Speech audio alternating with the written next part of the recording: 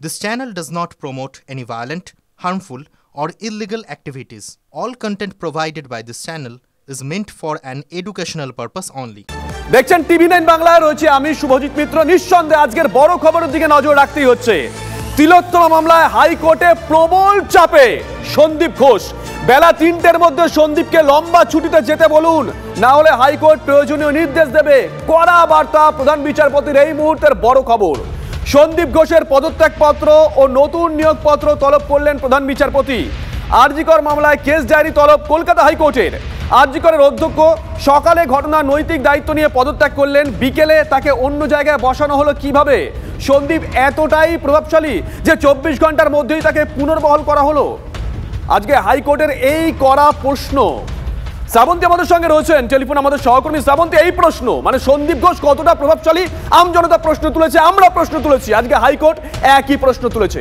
শ্রাবন্তী, একেবারে শুভজিৎ, এবং সন্দীপ ঘোষের যেরকম ভাবে বিষয়গুলি সামনে এসেছিল, তিনি যে নির্যাতিতা তার সম্পর্কে যে ধরনের ব্যবহার করেছেন, একই সঙ্গে আজকের আইনজীবীরা তুলে ধরেন এই নির্যাতিতার বাবা মা যখন তার মেয়ের মৃতদেহ দেখতে গেছিলেন তখন ৩ ঘন্টা বসিয়ে রাখা হয়। প্রধান বিচারপতির অবজারভেশন, তার পর্যবেক্ষণ যে একজন অভিভাবক হিসেবে তিনিই যদি এই ধরনের আচরণ করেন তাহলে বাকিরা কি করবেন।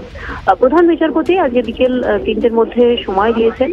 একই সঙ্গে সন্দীপ ঘোষের ইস্তফাপত্র, নতুন নিয়োগপত্র সেগুলো চেয়ে পাঠানো হয়েছে। আর কিছুক্ষণের মধ্যেই এই মামলা শুরু হবে প্রধান বিচারপতির ঘরে। কেস ডায়েরির সঙ্গে প্রধান বিচারপতি দেখতে চাইছেন যে সন্দীপ ঘোষ যখন ইস্তফা দিয়েছিলেন তখন তিনি আদতে কি লিখেছিলেন, এবং সেই ইস্তফা পত্র কতখানি ইস্তফা এবং পুনর্বহাল সেটা আদতে রিওয়ার্ড কিনা সেটাও বিবেচনা করা হবে। তার কারণ অত্যন্ত আশ্চর্য কলকাতা হাইকোর্ট যে মাত্র ২৪ ঘন্টার মধ্যে এই যে ব্যক্তি মরালিটি নিয়ে ইস্তফা দিচ্ছেন তাকে কিভাবে নতুন করে নিয়োগ করা হতে পারে।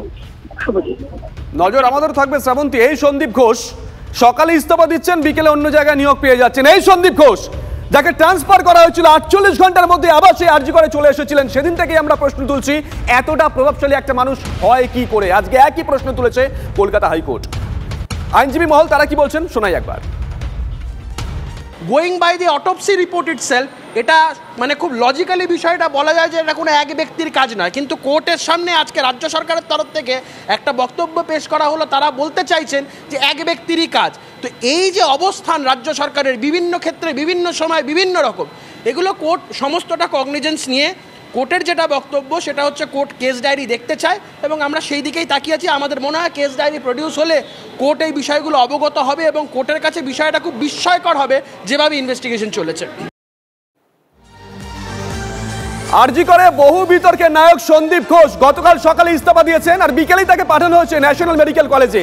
আর তখন থেকে ফুঁসছেন ন্যাশনাল মেডিকেল কলেজের ছাত্রছাত্রী যারা আছেন, প্রাক্তনী যারা আছেন, প্রত্যেকেই যারা বিক্ষোভ দেখাচ্ছিলেন তাদের সঙ্গে কথা বলেছেন আমাদের সহকর্মী রুমেলা চক্রবর্তী। সন্দীপ ঘোষকে বেলা ৩টের মধ্যে বলা হয়েছে, নির্দেশ দেওয়া হয়েছে লম্বা ছুটিতে যেতে। যদি তিনি লম্বা ছুটিতে না যান তাহলে তার পক্ষে কড়া পদক্ষেপ নেওয়া হবে, এমনটাই কিন্তু কোর্টের তরফ থেকে জানানো হয়েছে। একের পর এক বড় আপডেট আসছে, কিন্তু আপনারা এই মুভমেন্ট করে গিয়েছিলেন, কি মনে হচ্ছে এখনো পর্যন্ত? অবশ্যই খুশি। High court has supported us, high court properly একটা ভার্ডিক্ট দিয়েছে। But this is not the end. Higher authority অবধি যতজনদের আমাদের আপিল করতে হবে আমরা করে যাব, যতক্ষণ প্রোটেস্ট করতে হবে আমরা করে যাব। দ্বিতীয়ত উনার তরফ থেকে কি অ্যাকশনস হচ্ছে দ্যাট ইজ অন হিম, আমাদের তরফ থেকে আমরা কি করব দ্যাট ইজ অন। অর্থাৎ ওনাকে সাসপেন্সের চাইছে, উনি এই কলকাতা শহরে কোনো জায়গায় যেন প্র্যাকটিস না করে অ্যাজ এ কোনো সুপারভাইজার বা কোনো হেড পোস্টে।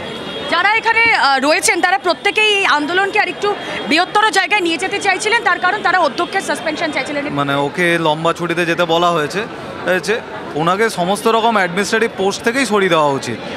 এইরকম লোককে অ্যাডমিনিস্ট্রেশনে থাকার কোনো মানে হয় না। এখনো পর্যন্ত কোর্ট যে পর্যবেক্ষণ দিয়েছে, খুশি আপনারা? না, কারণ একটা আন্দোলন তো আপনারা করছেন। হ্যাঁ, মানে আশা আছে কোর্টের প্রতি।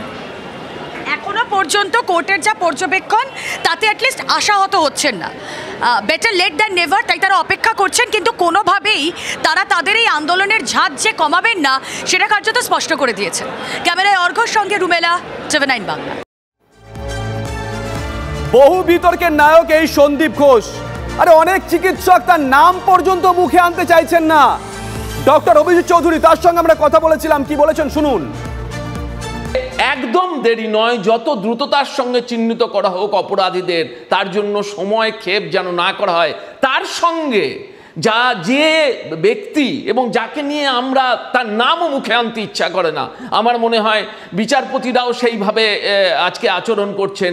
বেশ কিছুদিন ধরে এই সমৃদ্ধ এবং ঐতিহ্যশালী মেডিকেল কলেজটাকে একটা অদ্ভুত আবর্জনার স্তূপে, একটা ধাপার মাঠে পরিণত করার দিকে চক্রান্ত করে এগিয়ে গেছে এবং নানানভাবে এটাকে ধ্বংস করার পথে এগিয়ে গেছে। তাদেরকে যেন কোনো রকমভাবে পুরস্কৃত করার দিকে এগিয়ে না যাওয়া হয়।